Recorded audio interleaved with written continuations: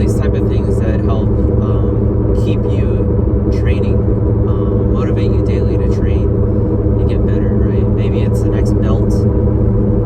Maybe it's trying to impress somebody. There's countless reasons why people start training and why people continue to train. In my opinion, for myself, when I think about karate and personal development or character development, it's a funny thing because you asked me that question in my early 20s, I would have a different answer than my early 30s, a different answer than in my teens, and I'll have a different answer when I'm 60, I hope, maybe. But I think with karate as a civilian self-defense art, that's what it was created for. That's what it was, I guess, evolved into in the beginning. It is just that. It is a means to turn your body into a weapon. And by turning your body into a weapon, both mentally and physically, you can feel confident that you can handle yourself and save yourself and others in a life or death situation. However, from there, once you feel confident in that, however long that takes, like 1 year, 4 years, 10 years, 20 years, your entire lifetime, you might not even get past that. But however long that takes, in my opinion, that should be the base, the bare minimum, the first goal, but it's not the end goal, right?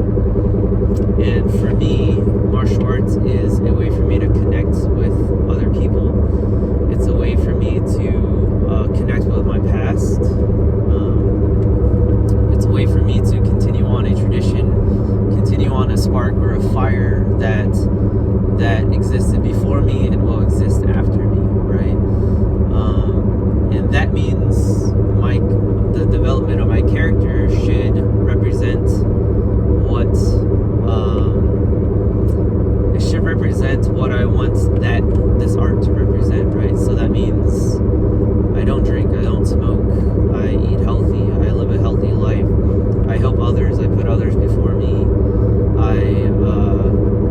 I have a very long fuse, and I think about this a lot. Like, I have a very long fuse, but I carry a pair of scissors when I need it, right? I've been trying to think about a cool way to say that. So what I mean is I try not to be hot-headed. I try to find every single excuse or every single alternative to actually fighting.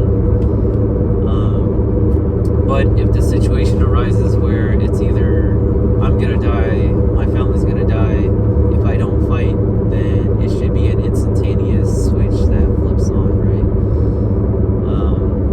But with that said, it'll take a long, it takes a lot for that to happen, and that I carry that through my everyday life. People who have met me in person kind of know I carry myself kind of extra nice. I try to be very unassuming. I know I'm very enthusiastic on certain topics, but I don't carry a conversation very well. I'm pretty introverted. If you see me walking down the street, you'll think I'm just some computer nerd. As you can see now, it's kind of my daily attire. But that doesn't mean that it doesn't mean that I'm a prey to social bullies, I guess, or a prey or a victim, because I do look at people in the eyes, I do address them, even talking to random people, homeless people on the street, I do address them with empathy, and I think, in my opinion, that kind of helps me out. It kind of lets people know that I am there, but I strive to not be the center of attention.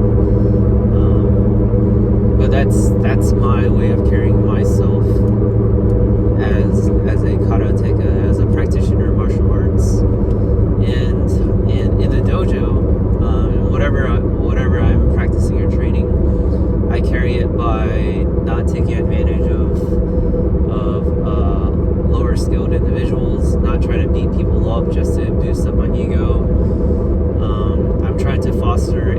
an environment as one, a good training partner that allows the partner to train, and also I gain from people training with me as well, right? It's not a one-way street. That's why I love being the uke, or like the throwing dummy, or the drilling person for an instructor, and also for other people, because in my head I'm gathering data.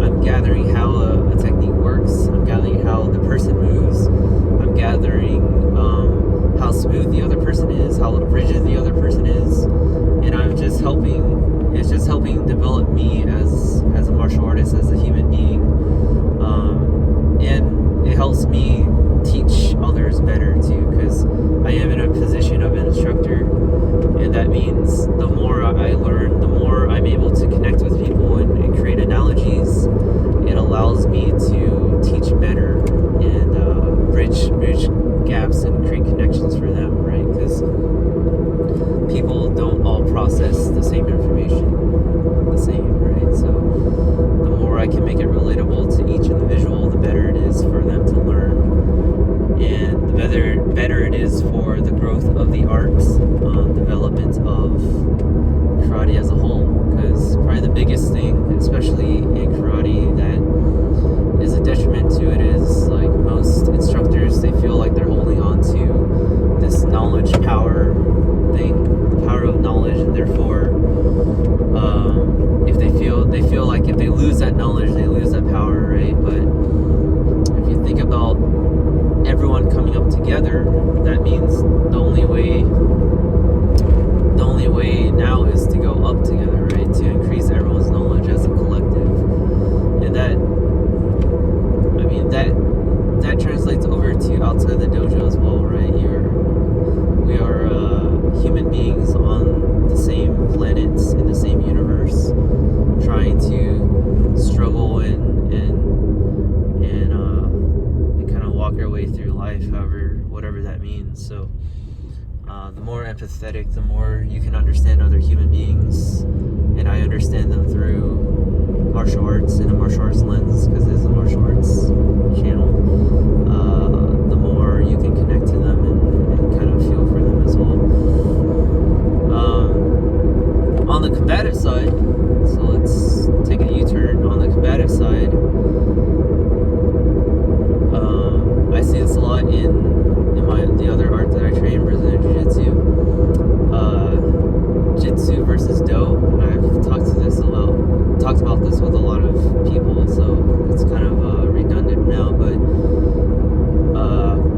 karate in its inception was karate jitsu, right? Not karate do.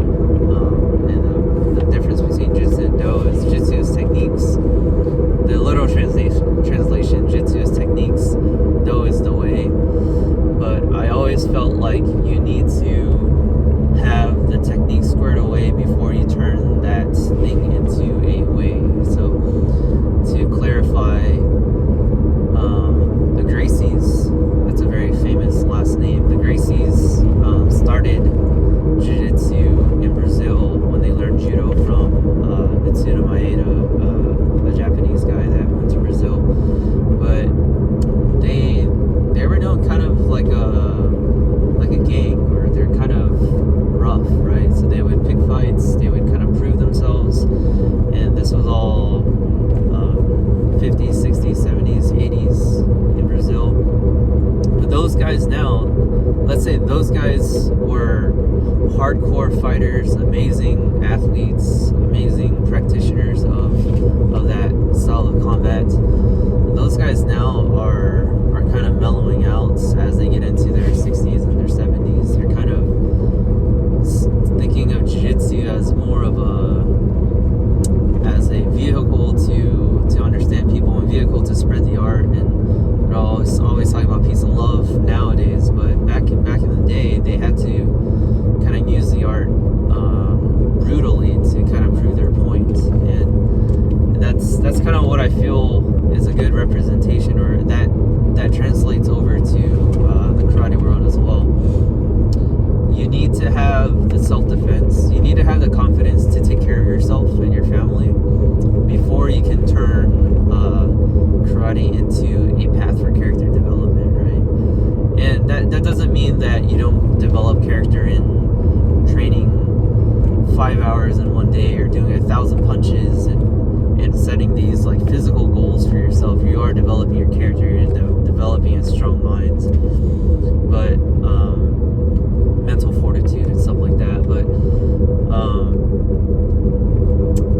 to think like the karate schools that say sign up your kid here and we'll teach them discipline, and that never rubbed the right way to me, because discipline comes from the act of learning a real martial arts. It doesn't come from making them do tons of push-ups just because they have to listen to an instructor, right? It might teach them to resent the class. It might teach them maybe to push through some things mentally, but in my opinion, there's a deer here. In my opinion, you have to be able to take care of yourself, whatever that means to you, in a physical altercation, confrontation,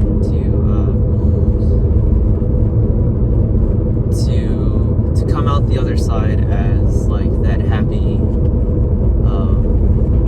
jolly old martial arts master that kind of laughs at everybody, right? Because it's kind of like you had to face death to appreciate life, and you kind of need that period of like bloody knuckles, brutality, understand your own physical limits, understand what it takes to harm another human being mentally and physically, and know the ins and outs of that, so that you can understand, so that you know that going that route is so dark and so anti-human, that you want to be as human as possible and as caring as possible to other humans. And I have the self-awareness to understand that I am kind of an outlier, in the sense like I've been training a long time, and I understand how to dish out damage, and it might be a reflection on my daily life why I'm so extra nice. But even like practicing throws with somebody, right, and you kind of, maybe your grip slips and you don't help them to the ground when you throw, stuff like that, to me, at this point in my life, having done martial arts for 20 something years, I was talking to my friend about this. I have not taken more than 7 days off in martial arts training since I was 15. I'm almost 32 now, so it's been 17 years of non-stop training in a high intensity type of method, right? So it's not like I was just doing kata for 15 years. I've been grappling against people bigger than me and stuff like that. But going back to what I was saying, nowadays, if I throw somebody and don't help them to the ground, I feel bad, because I know those injuries, those little bumps and bruises, they add up, because they've added up on me. So, and it's that type of empathy, even in a scenario where you are simulating combat in a dojo, right? Where you are simulating a fight. Even then, I am extra nice, because I know it's all, at the end of the day, it's all just a game for your personal development. But that game that we play is the most raw, it's the most authentic game for a human being, because it's the game of combat, right? So you are learning how to harm somebody. But if you express that anger and aggression amongst your teammates, amongst your dojo members, you're not going to be a fun person to train with, right? So with that said, that actually circles back to learning how to be calm, learning how to weather things, learning how to